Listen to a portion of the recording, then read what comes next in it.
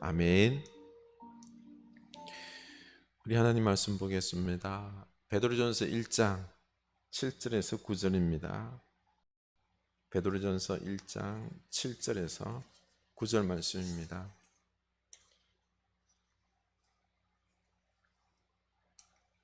함께 읽겠습니다. 너희 믿음의 확실함은 불로 연단하여도 없어질 것보다 더 귀하여 예수 그리스도께서 나타나실 때에 칭찬과 영광과 존귀를 얻게 할 것이니라. 예수를 너희가 보지 못하였으나 사랑하는도다. 이제도 보지 못하나 믿고 말할 수 없는 영광스러운 즐거움으로 기뻐하니 믿음의 결국 곧 영혼의 구원을 받음이라. 아멘. 우리 이 말씀이 우리에게 믿음의 말씀, 축복의 말씀이 될 수 있기를 원합니다. 교회 소식 나누겠습니다. 우리 9월 첫째 주일이지요. 신앙의 기초를 다집시다. 우리 서로 인사합시다. 우리 신앙의 기초를 다져서 다시 힘있게 주님과 함께 승리할 수 있기를 원합니다. 이 코로나 시대에 급변하죠, 그렇죠? 우리의 신앙을 바로 세워야 됩니다. 그래야지 흔들리지 않고 방향을 제대로 잡고 나갈 수 있겠죠. 하나님께 기도합시다. 올 한 해 면류관을 씌워주셔서 주의 놀라운 기름의 축복들, 영적인 축복, 이 땅에 물질적인 축복도 부어 주시옵소서. 우리 말씀과 기도로 더욱 나아갈 수 있길 원합니다. 네, 우리 더욱 말씀 묵상하기를 원합니다. 이번 주간 우리가 외울 말씀입니다. 시편 131편 2절입니다. 실로 내가 내 영혼으로 고요하고 평온하게 하기를 젖된 아이가 그의 어머니 품에 있음 같게 하였나니 내 영혼이 젖된 아이와 같도다. 아멘. 우리 하나님 말씀 보도록 하겠습니다. 한 주간 잘 지내셨죠? 네. 주님과 함께 풍성한 가을을 연출해 가시길 축원합니다. 마음의 모든 짐을 주님께 다 맡기고 여유를 가지시고 이 가을도 만끽하는 여러분 될 수 있기를 원합니다. 우리는 지금 신앙의 기초, 구원과 믿음에 대해서 지난주부터 살펴보고 있습니다. 코로나 이후에 세상은 급속도로 바뀌면서 이제 메타버스 시대, 가상과 현실이 공존하는 시대를 우리가 살아가게 될 것입니다. 지금 우리들의 이 삶에 지각 변동이 막 일어나고 있는데 믿음으로 중심을 잡아야 할 것입니다. 지금 시대가 혼란스럽다 보니까 이단들이 난리가 납니다. 종말의 때가 가까이 왔다라고 말하면서 신천지, 하나님의 교회, 구원파, 그리고 요즘 시한부 종말주의자들, 백신이 바로 666 짐승의 표라고 하면서 난리를 칩니다. 자칫하면 우리 집사님 한 분도 이단으로 넘어갈 뻔 했었습니다. 또 탐욕의 우상이 우리를 미혹하는데요, 하나님보다 돈을 더 사랑하면서 이 끝없는 탐욕은 지금 지구 생태계를 파괴하고 지구 온난화의 재앙이 우리의 생존을 위협하는데도 회개하지 않습니다. 회개하지 않습니다. 이렇게 세상이 흔들리고 혼란스러울 때 하나님은 신앙의 쭉정이와 알곡을 가려냅니다. 하나님은 이 알곡 신앙을 통해서 새롭게 역사를 시작할 겁니다.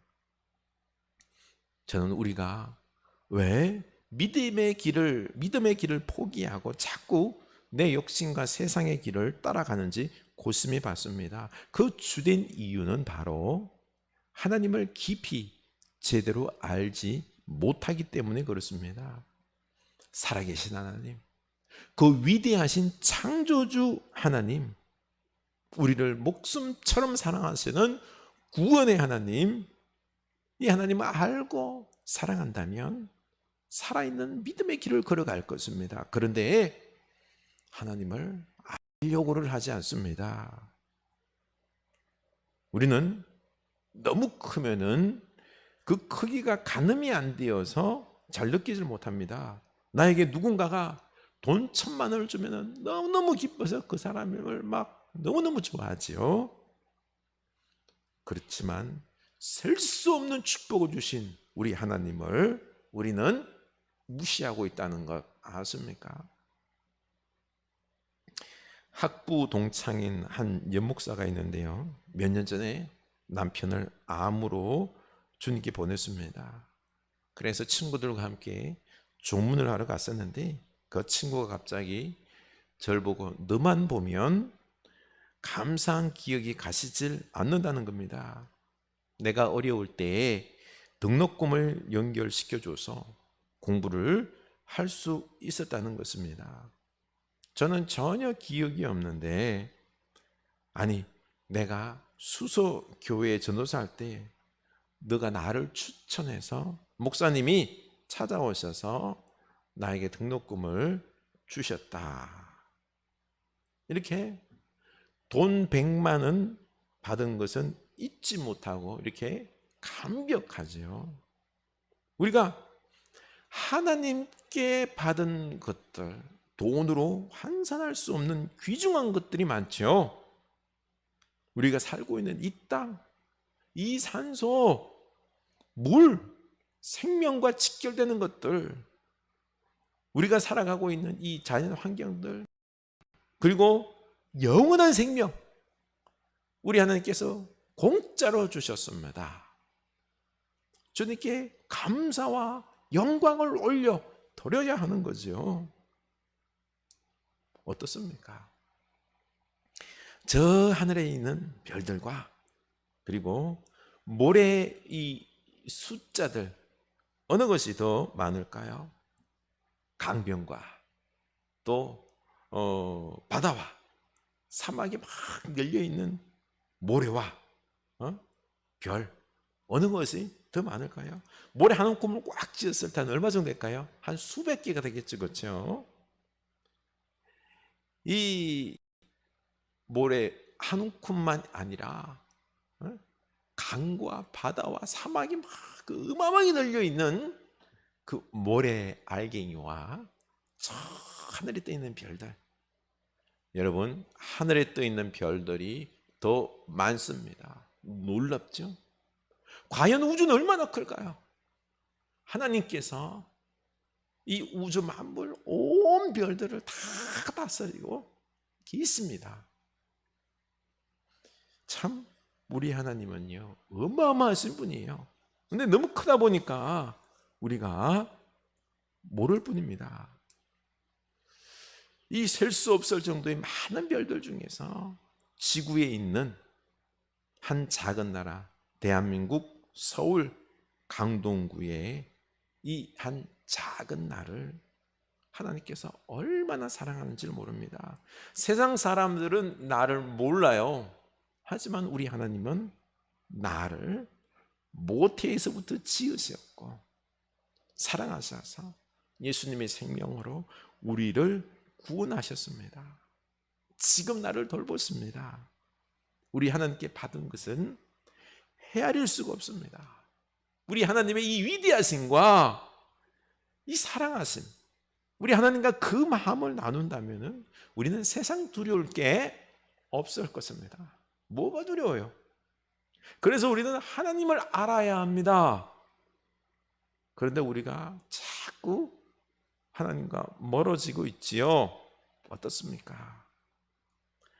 이사야 59장 1절 2절입니다. 여호와의 손이 짧아 구원하지 못하심도 아니요 귀가 둔하여 듣지 못하심도 아니라 오직 너희 죄악이 너희와 하나님 사이를 갈라놓았고 너희 죄가 그의 얼굴을 가리어서 너희에게서 듣지 않으시게 함이니라. 죄 때문에 하나님과 우리 관계가 갈라졌다고 말씀하십니다. 그 죄란 우리 자신이 내 인생의 주인이다라고 하는 것입니다. 하나님의 형상으로 지음받은 우리는 인생의 주인이 하나님인데 이 하나님을 모욕하고 배신하고 무시하는 것, 이게 죄입니다. 그래서 하나님이 응답이 없는 겁니다. 죄가 하나님의 얼굴을 가리어서 세 번역에서는 너희에게서 얼굴을 돌리셔서 듣지 않는다는 것입니다. 쉽게 설명하자면 남편이 큰 잘못을 했습니다. 그래서 아내가 삐져서 아예 얼굴을 쌩 돌려버립니다. 보지를 않습니다. 여보 아무래도 찬바람만 쌩쌩 납니다. 이렇게 우리의 죄 때문에 하나님께서 얼굴을 돌리셨습니다. 얼마나 답답하고 힘들겠습니까? 이렇게 하나님과 우리와의 관계가 깨져 있기 때문에 하나님의 형상을 입은 우리는, 사람들은 고독과 소외와 막막함을 느낍니다. 하나님의 사랑으로만 채울 수 있는 이 인간의 영혼이 비어있는 상태입니다. 그러니 얼마나 고독하고 막막하고 삭막할까요? 사람들은 그 고독과 허무함을 채우기 위해서 나름대로 방법을 찾죠. 맛있는 음식으로, 좋은 직업과 성공으로, 이성으로, 쾌락으로, 돈으로, 취미생활로 그 빈 곳을 채우려고 하지만 채워지지가 않습니다. 채워지지 않음을 알면서도 그것밖에 없기 때문에 또 그렇게 합니다. 이러한 공허함은 하나님과 관계가 끊어졌기 때문인 거죠. 우리 옛날 못 살던 시절 꿈꾸던 것들을 우리 사실 다 이루었잖아요. 좋은 아파트, 좋은 차, 어떻게 만족하십니까? 만족은커녕 다른 사람과 비교하면서 더 많이 가지려고 싸우고 내 시간과 힘과 젊음을 다 쏟아부었습니다.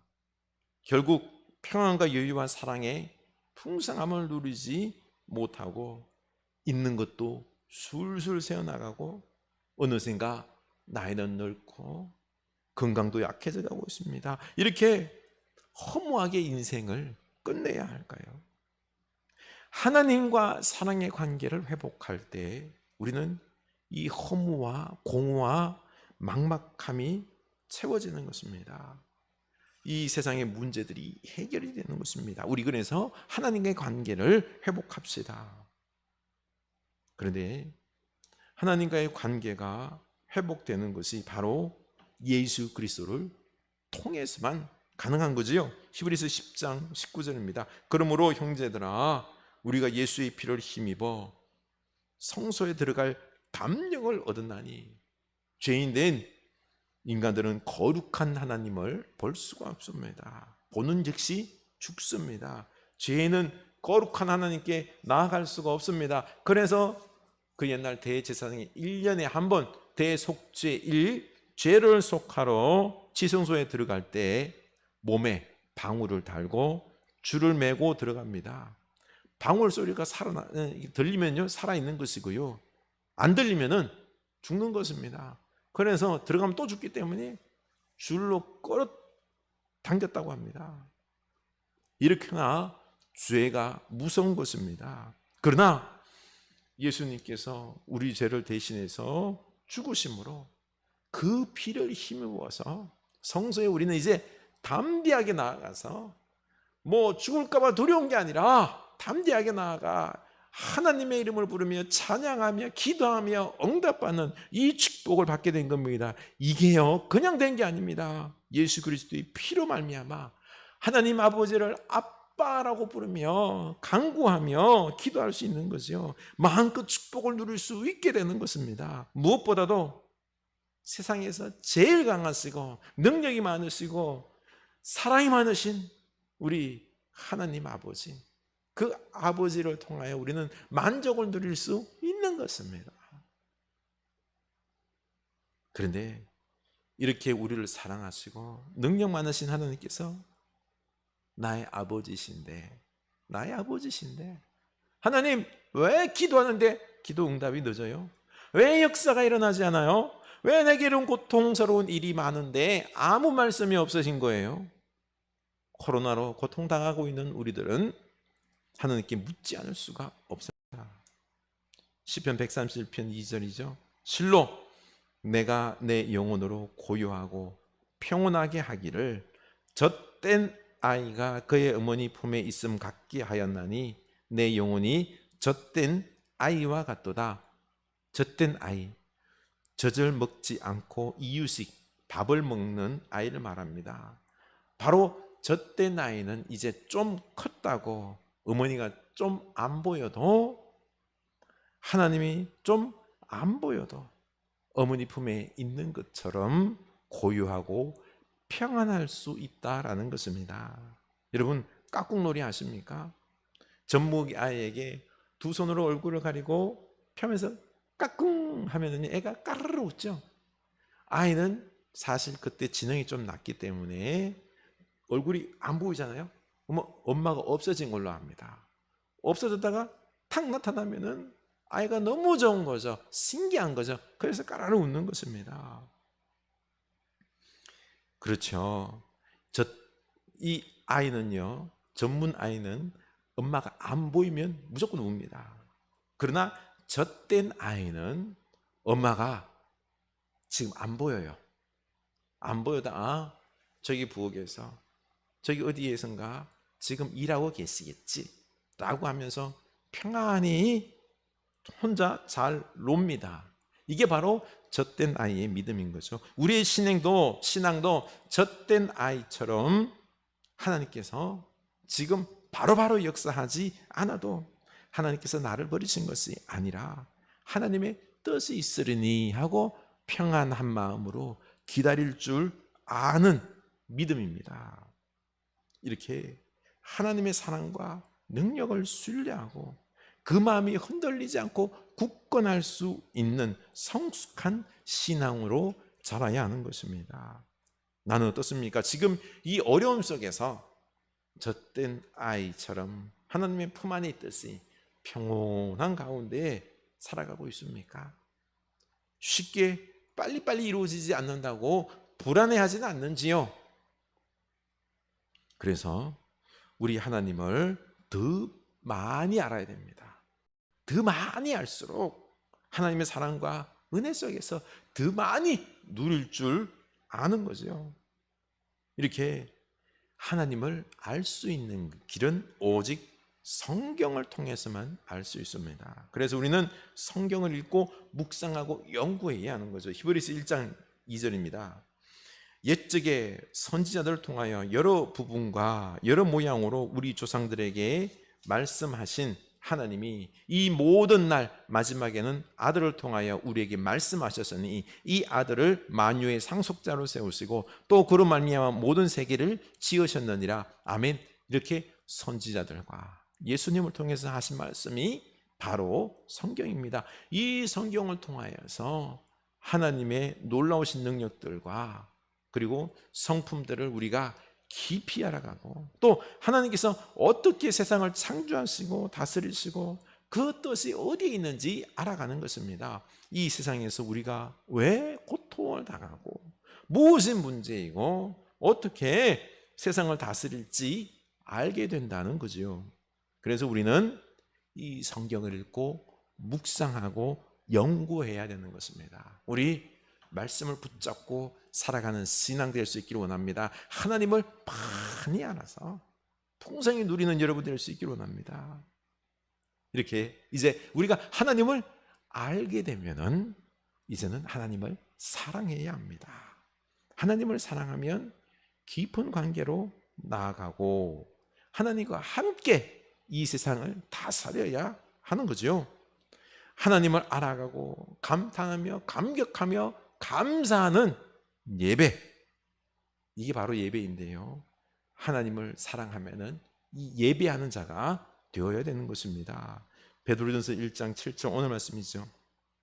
너희 믿음의 확실함은 불로 연단하여도 없어질 금보다 더 귀하여 예수 그리스도께서 나타나실 때에 칭찬과 영광과 존귀를 얻게 하실 것이니라. 예수를 너희가 보지 못하였으나 사랑하는도다. 이제 또 보지 못하나 믿고 말할 수 없는 영광스러운 즐거움으로 기뻐하니. 아멘. 보십시오. 예수님을 보지 못했지만 사랑하고 믿는데 불과 같은 시험을 당해도 원망하지 않고 더욱 확실한 믿음으로 성장 연단되어서 우리의 믿음이 금보다 귀하게 되어야 되는 것입니다. 그래서 이 믿음으로 예수님을 사랑하고 기뻐하고 영광 돌리는 것, 여기서 예배란 말은 안 나오지만 이게 예배인 것입니다. 하나님은 이런 믿음의 예배자를 존귀하게 여기십니다. 하나님은 우리의 이런 예배를 받기 원하십니다. 이렇게 예배할 때 하나님으로부터 받는 축복이 있죠. 히브리서 4장 16절. 그러므로 우리는 긍휼하심을 받고 때를 따라 돕는 은혜를 얻기 위하여 은혜의 보좌 앞에 담대히 나아갈 것이니라. 아멘. 우리가 하나님의 은혜 보좌 앞에 담대히 나아가 예배하고 기도할 때 때를 따라 돕는 은혜를 입는 것입니다. 하나님께서 때를 따라 우리를 도우시며 복되게 하실 것을 말씀하십니다. 이 복 누리기를 원합니다. 하나님께 영과 진리로 예배합시다. 하나님은 이런 예배자를 찾으시고 이런 예배자에게 복 주십니다. 더 나아가 하나님은 삶으로 드리는 예배자를 찾으십니다. 로마서 12장 1절이죠. 그러므로 형제들아, 내가 하나님의 모든 자비하심으로 너희를 권하노니 너희 몸을 하나님이 기뻐하시는 거룩한 산 제물로 드리라. 이는 너희가 드릴 영적 예배니라. 아멘. 하나님을 사랑하는 사람은 우리 삶으로 예배를 드립니다. 사람들을 사랑하고 섬기며 전도하며 열심히 농사짓고 일도 하는 영적인 예배를 드리는 것입니다. 예배의 지경이 이렇게 확 넓어지는 거죠. 오늘날 우리 하나님께 온라인 예배로 드리죠. 하나님께 온라인 예배든 이 공동체 예배든 오직 하나님만을 바라보며 사랑하며 삶으로 예배를 드리라고 하십니다. 코로나로 인해서 이제 개인적으로 온라인 예배를 드릴 때 이제는 화려한 예배 구성은 많이 줄어들었습니다. 혼자 영상을 보면서 찬양하며, 그러고 보니까요, 하나님과 나만의 이런 영적인 예배가 되어가고 있습니다. 다른 사람 신경 쓸 필요가 없어요. 오직 하나님만 바라보면서 내가 고백을 해야 되는 거예요. 또 코로나 이후 시대는 메타버스 시대, 이 혼란의 시대 아닙니까? 거룩한 삶을 살면서 이 신앙으로 이 기초를 세워야 되는 것입니다. 하나님은 이런 진정한 예배자를 오늘날 찾으시고 만드시고 계십니다. 우리 하나님을 기뻐하시게 하는 참다운 예배자가 될 수 있기를 축원합니다. 이 악한 세상에서 거룩한 삶으로 예배하기 위해서는 기도할 수밖에 없습니다. 하나님의 은혜와 도우심이 없으면 우리는 말씀대로 살아낼 수가 없는 거죠. 빌립보서 4장 6절. 아무것도 염려하지 말고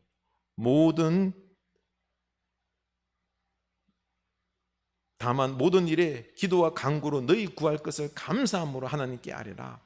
그리하면 모든 지각에 뛰어난 하나님의 평강이 그리스도 예수 안에서 너희 마음과 생각을 지키시리라. 아멘. 힘들고 염려스러울 때마다 도리어 기도함으로 염려는 사라지고 응답받을 줄로 알고 감사함으로 아뢰라는 것입니다. 하나님께 다 맡겨드립시다. 그러면 하나님의 지각이 우리의 생각과 마음을 주장하게 되는 것입니다. 우리 마음에 평강이 있겠죠. 기도는 하나님의 응답에 앞서서 하나님과 인격적인 교제를 통해서 내 생각과 내 마음이 하나님의 마음이 되는 것입니다. 욕심에 찬 기도는 내려놓게 하시고 하나님의 뜻에 맞는 기도를 하게 하십니다. 이때 놀라운 하나님의 역사가 일어나는 것입니다. 바로 기도하는 백성들을 통해서 하나님은 원대한 목표를 이루었습니다. 그게 뭘까요? 창세기 12장 2절 이하에 하나님은 아브라함에게 말했죠. 내가 너로 큰 민족을 이루고 내게 복을 주어 네 이름을 창대하게 하리니 너는 복이 될지라. 아멘. 우리는 거룩한 복된 백성입니다. 복의 근원입니다. 그리고는 하나님께서 더 넓게 원하시는 목표, 바로 땅의 모든 족속이 너로 말미암아 복을 얻을 것이니라. 하나님은 아브라함을 축복의 통로로 세워서 이 복을 온 세상에 나눠주길 원하시는 것입니다. 그리고 또 신약성경 마지막 계시록 7장 9절 이하, 이 일 후에 내가 보니 각 나라와 족속과 백성과 방언에서 아무도 능히 셀 수 없는 큰 무리가 나와 흰 옷을 입고 손에 종려가지를 들고 보좌 앞과 어린 양 앞에 서서 큰 소리로 외쳐 이르되 구원하심이 보좌에 앉으신 우리 하나님과 어린 양에게 있도다 하니 아멘. 우주의 역사가 시작된 순간부터 우리 하나님은 목적은 단 하나, 거룩한 백성을 축복하셔서 모든 민족들이 복을 받고 우리 하나님을 알고 그 구원의 영광을 하나님께 온전히 올려드리며 예배하는, 그걸 원하시는 것입니다. 하나님은 각 나라와 족속들이 자기 나라의 언어들로 하나님의 보좌를 둘러싸고 앉아서 경배하고 그 구원을 베풀어 주신 주님을 찬양하는 것, 이걸 원하십니다. 이것이 하나님의 원대한 목표이십니다. 오늘날 우리 이 원대한 목표를 잃어버리고 오직 나만 하나님의 큰 축복받아서 충만하기를 원하는데, 그래서 하나님은 우리에게 복을 줄 수도 없는 거지요. 지금 우리 하나님 우리를 깨우기를 원합니다. 깨우치시기를 원합니다. 우리는 복의 근원입니다. 그리고 이 축복을 열방에 나누어 주고 복음이 전파되어 하나님께 영광을 올려 드리는 그 은혜가 넘쳐나도록 합시다. 우리 하나님이 너무너무 기뻐하실 것입니다.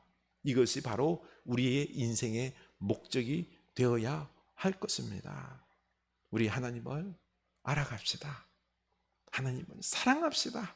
하나님은 우리에게 은혜 베푸십니다. 우리를 돌보십니다. 복 주십니다. 놀라운 역사들을 우리를 통하여 이루실 것입니다. 하나님은 온 열방이 하나님께 예배할 때 이거 너무너무 기뻐하십니다. 이거 너무너무 받기를 원하고 계십니다. 우리 이 사명을 가지고, 원대한 목표를 가지고 우리 신앙생활 합시다. 고난 내 영혼 편히